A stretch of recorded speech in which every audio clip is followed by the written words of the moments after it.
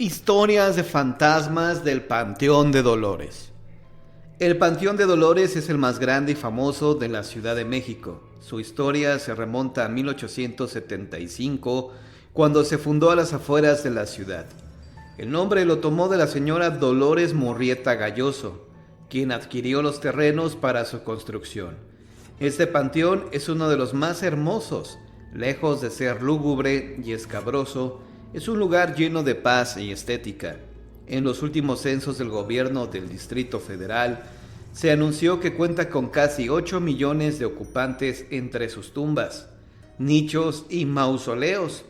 Este dato es interesante, pues el lugar alberga casi a la totalidad de la población de la ciudad. El mayor atractivo del panteón es la Rotonda de las Personas Ilustres, espacio creado a iniciativa del presidente Sebastián Lerdo de Tejada, destinado a conservar los restos mortales de mexicanos cuyas vidas dejaron huella en la historia de la nación. En su interior se pueden encontrar héroes, militares, artistas, científicos, investigadores, políticos y todo mexicano cuyas acciones engrandecieron a la patria. Para su mantenimiento se designó el llamado Consejo Consultivo de la Rotonda bajo la dirección de la Secretaría de Gobernación, el cual está conformado por los secretarios de Gobernación, Marina, Defensa Nacional, Educación Pública y otros como el presidente del Consejo Nacional para la Cultura y las Artes o el rector de la Universidad Nacional Autónoma de México. Cuando se pretende que un mexicano sea enterrado en la Rotonda, los miembros del Consejo deliberan y envían una propuesta al presidente, quien decreta la inhumación. La Rotonda es el lugar por excelencia para rendir homenaje a los hombres y mujeres que han engrandecido a nuestra nación, aunque cabe mencionar que los restos de algunos otros héroes se encuentran en la Columna de la Independencia, el Monumento a la Revolución o el Panteón de San Fernando. La historia que a continuación se relata tiene que ver con uno de estos héroes, Venustiano Carranza, icono de la revolución por su papel como presidente revolucionario y creador de la Constitución de 1917, que actualmente rige al país. El último año de su vida fue muy agitado, pues quiso poner en la presidencia a Ignacio Bonillas, uno de los colaboradores más cercanos. Esta acción no fue aceptada por otro personaje importante de la revolución, Álvaro Obregón, quien promulgó el Plan de Agua Prieta, mediante el que desconocía a Bonillas y se sublevaba contra él y Carranza. Ante las acciones de Obregón, Carranza se trasladó con todo su gobierno a Veracruz, donde estableció la sede temporal del Poder Ejecutivo. Durante esta huida, Carranza se llevó mobiliario, documentos, el Tesoro Nacional y hasta las máquinas para troquelar moneda. De esta acción surgió el término carrancear como sinónimo de robar.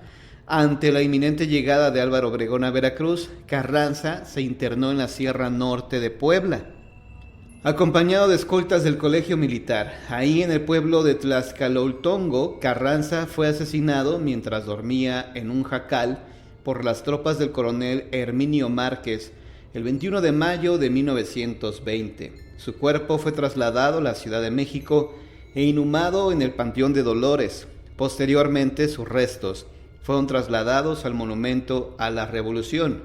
No obstante, luego de la exhumación de sus restos, comenzaron a ocurrir sucesos extraños alrededor de la que fuera su tumba. Después de las 12, es mejor no caminar por aquí, dice Emiliano Guzmán, un viejo trabajador del Panteón de Dolores. A mí nunca me han espantado, pero mi padre contaba que a él a cada rato le tocaba ver cosas raras. Este es más bien un oficio por tradición que por estar muy bien pagado. Mi padre me contaba que ahí en donde está el ángel, después de las 12 de la noche, a menudo se escuchaban los pasos como de alguien marchando.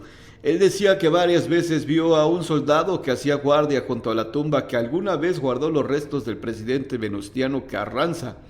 El soldado traía un mosquetón y si alguien se acercaba a la tumba, se podía sentir el arma en la espalda. Dicen que el fantasma de ese soldado ronda por aquí porque en vida fue escolta de Carranza y que estaba dormido cuando lo mataron en Puebla, y aunque se ha muerto, viene a cumplir con su deber. También mi padre nos contaba que varias veces se apareció, no solo a él, sino a otros compañeros, un niño como de 8 años de edad, llorando, pidiendo que su mamá viniera a visitarlo. El niño daba su dirección, pero nadie nunca se atrevió a buscar a la señora. También por la sección de los italianos, dicen que en la noche se ve la sombra de una mujer sentada en su tumba, llorando porque a punto de casarse, enfermó y murió. Durante su enfermedad, su prometido siempre estuvo con ella, y le prometió que si moría, iría al panteón a visitarla todos los días. La mujer murió y el novio nunca cumplió su promesa. Por eso, los que la oyen dicen que su llanto es muy doloroso y triste.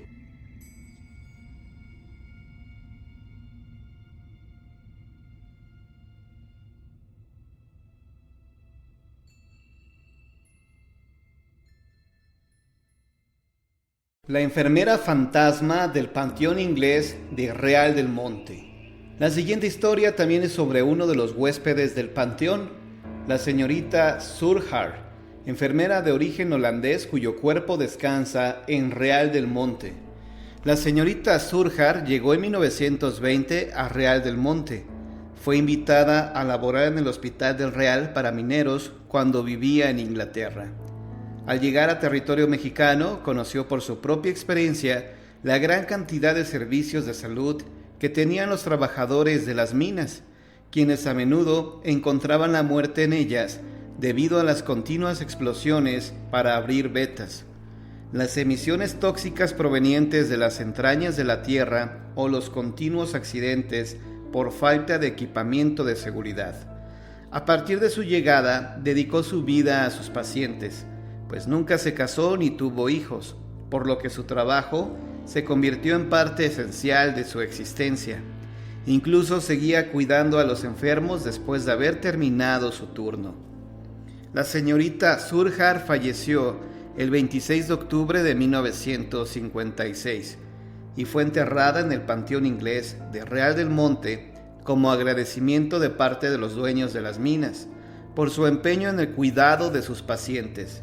Se estableció incluso un día de luto por esa muerte, además de que gran parte del pueblo acudió a su entierro, ya que tanto los trabajadores como sus familias estaban muy agradecidos por todo lo que había hecho por ellos. La enfermera había amado tanto a México que pidió ser enterrada en el suelo donde tanto trabajó. Habían pasado 10 años de su muerte cuando en la mina sucedió un terrible accidente. Mientras unos trabajadores hacían una perforación para explotar una veta, se encontraron con una bolsa de gas sulfuro que hizo explosión y lastimó a 15 trabajadores, de los cuales casi la mitad murió antes de llegar al hospital. Uno de los heridos era un trabajador de 59 años de edad llamado Simón Fernández, que al año siguiente iba a jubilarse. La mayor parte del tiempo estuvo sedado, ya que había sufrido varias quemaduras en las piernas que le provocaban dolores insoportables. A veces se preguntaba si no sería mejor morir a seguir sufriendo de la forma en que lo estaba haciendo. Después de todo, ya era un hombre viejo y había vivido. Llegó la noche y con ella nuevamente la agonía de Simón, pues ya había pasado el efecto de los medicamentos. De pronto llegó una enfermera, quien de forma dulce le preguntó cómo se sentía y cambió sus vendajes. Le volvió a administrar el fármaco y se quedó un rato con él. Simón no la reconoció hasta que le dijo: «No es bueno desear la muerte, Simón. Ella vendrá sola cuando sea pertinente. Descansa y te pondrás mejor. Aún no es tu tiempo». El hombre abrió los ojos y la reconoció. Era la señorita Surjar en persona lo que le hablaba, quien le había cambiado el vendaje y había administrado la medicina. Simón, asombrado, no pudo hablar, pues él la había conocido en vida a esta admirable mujer y había sentido gran pesar por su muerte. Cuando por fin pudo articular palabra, la señorita Surjar ya había desaparecido de su vista. Después de algunos días, Simón salió del hospital por su propio pie, no así 8 de sus compañeros que lamentablemente fallecieron. Cuando visitó a los otros sobrevivientes, estos le contaron de la gentil enfermera que de noche los cuidaba, escuchaba y sanaba sus heridas. Ninguno sabía que se trataba de la señorita Surjar, pues la mayoría eran jóvenes que no la habían conocido en vida, pero sus descripciones coincidían con la de Simón. Se cuenta que la señorita Surjar siguió apareciendo en el hospital, cuidando a enfermos con gran dedicación. Se dice también que cuando murió toda la generación de obreros con los que ella había trabajado, dejó de aparecer. Lo que es seguro es que esta admirable enfermera se dedicó a su trabajo aún después de su propia muerte. El pueblo de Real del Monte guardó con cariño el recuerdo de la enfermera Surjar, de tal suerte que en su lápida El pueblo de Real del Monte guardó con cariño el recuerdo de la enfermera Surjar, de tal suerte que en su lápida está escrito: ella fue una enfermera que amaba a sus pacientes y sus pacientes la amaban a ella. Las Agapitas, leyenda de Aguascalientes. Cuenta la leyenda que en el siglo XVII, en la villa de la Asunción de las Aguascalientes, había varios mesones para forasteros, con caballerizas donde también se atendían a caballos y mulas con pastura y agua. En la calle del Reloj, ahora calle Juárez, se ubicaba el mesón de las Agapitas, atendido por madre e hija con ese mismo nombre y por sus 3 hermanos, José, Antonio y Salvador. El trabajo era duro y se ganaba lo suficiente para sobrevivir. Las Agapitas tenían fama de ser un lugar sabroso y limpio. La dueña se esmeraba por servir comida nutritiva y variada, a precios módicos. Cierto día, llegó al mesón un hombre como de 60 años, alto, negro y de cabello chino, cano, nariz chata y pómulos pronunciados, que pidió una posada para él y su burro. Doña Agapita vio con cierto temor al forastero, pero ante su insistencia finalmente lo aceptó en su mesón. Por su vestimenta parecía un trabajador del campo. Llevaba varias bolsas de mecate, rollos de papeles y una mochila de cuero con una correa que le cruzaba el pecho. Hablaba poco, solo lo necesario. Pasaron varios días y el hombre permanecía en el mesón. Salía de su cuarto para lo indispensable y regresaba a su aposento. Transcurrieron varios meses y el silencioso, como le llamaban, era el mejor huésped del mesón. No reclamaba nada y semanalmente pagaba con monedas de oro, lo que a doña Agapita daba gran alegría, aunque al mismo tiempo le llenaba de temor. Un día el silencioso no bajó a desayunar, lo que a todos extrañó, ya que siempre era puntual a la hora de sus alimentos. La dueña del mesón le dijo a su hijo José que fuera a ver qué le pasaba. José lo encontró gravemente enfermo. El hombre no levantaba la cabeza y se quejaba de un fuerte dolor en el estómago que le cortaba hasta la respiración. El muchacho le avisó a su madre, quien le aplicó toda clase de remedios caseros. Sin embargo, no mejoró. José, el hijo de la dueña, se convirtió en su enfermero y una noche en la que el huésped agonizaba, le confesó su historia, haciéndolo depositario de los bienes materiales que tenía a su cuidado. Le contó que desde muy joven sirvió a una familia de españoles que vivía en Zacatecas y amasó una gran fortuna. La ilusión de patrón del hombre silencioso era regresar a su país y vivir en España como marajá, disfrutando del dinero que había logrado forjar en la Nueva España. Pero no fue así. Su esposa falleció repentinamente y el hombre no quiso trabajar más. Un día le dijo: después de mi hijo, tú eres la persona más cercana en la que deposito mi confianza. Ya que no puedo llevar conmigo mi fortuna, haremos un escondite en el Cerro de los Gallos, y ahí ocultaremos el oro y la plata. Fue un trabajo de mucho tiempo. Lo realizábamos en la noche para que nadie se diera cuenta de lo que hacíamos. Una vez que lo terminamos, me hizo el depositario del tesoro. Nos despedimos con lágrimas en los ojos y después de darnos un abrazo de amigos, Mi patrón se fue y yo me quedé esperando su regreso. Le contó que su vida había sido muy solitaria, que había vivido como ermitaño, cerca del lugar donde estaba enterrado el tesoro, vigilándolo como un verdadero centinela, pero que como últimamente se sentía enfermo, un día decidió irse a vivir a Aguascalientes para aliviarse. Así es como llegó al mesón de las Agapitas, en donde fue recibido con afecto por los dueños del lugar. El hombre silencioso le pidió a José cuidar de la fortuna del señor González, ya que estaba seguro de que algún día su patrón regresaría por ella. Le solicitaba que le dijera al señor González que de la fortuna solo había tomado lo indispensable para sobrevivir, así como se lo había prometido, y que hasta el último minuto de su vida le había sido fiel. Solo la muerte le había hecho romper su promesa. El hombre hizo jurar a José que cumpliría al pie de la letra su encargo, y le dijo que así como él había hecho, podría tomar solo las monedas necesarias para vivir, sin extraer más de lo indispensable. Este hombre le entregó al hijo mayor de doña Agapita un mapa para que conociera el lugar y desde lejos lo vigilara. Le regaló su burro y sus pocas pertenencias. Ese día, antes de la medianoche, falleció el fiel mozo del señor González. Posteriormente se le hizo un decoroso entierro, y por varios días se habló de su paso por el mesón de las Agapitas. José estaba inquieto, y a nadie habló del secreto del silencioso. Por las noches estudiaba el plano que esta persona le había dejado, y recordaba palabra por palabra lo que le había dicho. No se atrevía a investigar el lugar donde estaba escondido aquel dinero, hasta que un día dijo a su madre que iba a San Juan de los Lagos a pagar una manda. Tomó el burro que le dio esta persona, así como el mapa, y se fue. Llegó a la falda del Cerro de los Gallos, dio vuelta al poniente hasta desembocar al río de San Pedro, subió el cerro y al llegar casi a la cumbre, descubrió una meseta, donde encontró un pino.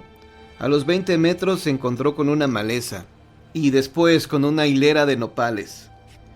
Al final de esta había una tapa grande con un tornillo de fierro, que tuvo que destornillar. Por ahí bajó a un pequeño túnel que lo llevó a una puerta. Al abrirla, encontró una escalera que bajaba, y al final se encontraban 2 cuartos, de 1,5 metros cada uno, cerrados con puertas de fierro. Tenía las llaves pegadas. Unas eran de bronce y otras de fierro. En las de bronce había monedas de oro y en las de fierro monedas de plata. José casi enloquece al encontrar dicho tesoro. Se llevó todas las monedas de oro que cupieron en su mochila y cargó al burro con barras de plata y oro. Lentamente llegó al mesón y les dijo a todos que había encontrado el tesoro accidentalmente. El mesón de las Agapitas se transformó notablemente. Se convirtió en un hotel de lujo y tanto doña Agapita como su hija se dedicaban más bien a la vida social, porque ahora tenían servidumbre que se encargaba de las labores del mesón. Fue un cambio total en la vida de esas familias. Un día que José había bebido mucho y se encontraba eufórico y trastornado, les platicó a sus hermanos, Antonio y Salvador, el gran secreto de esta persona, del silencioso, el cual ahora él era el depositario. Los hermanos aprovecharon que José estaba borracho y le robaron el plano, dispusieron una recua de mulas y se dirigieron al Cerro de los Gallos. Pasaban los días y los jóvenes no regresaban. Su madre se preocupó y le preguntó a José si no sabía algo de ellos. El joven recordó como un sueño lo que había sucedido días atrás. Fue a buscar el plano y al no encontrarlo, platicó a su madre el secreto del silencioso. José salió desesperado a buscarlos y solo encontró la recua de mulas. De sus hermanos jamás se volvió a saber. Aunque José quiso localizar el escondite, nunca lo pudo encontrar. La tragedia de las Agapitas se divulgó por toda la villa. José se volvió loco, y doña Agapita y su hija un buen día abandonaron el mesón sin que nadie supiera el rumbo que tomaron.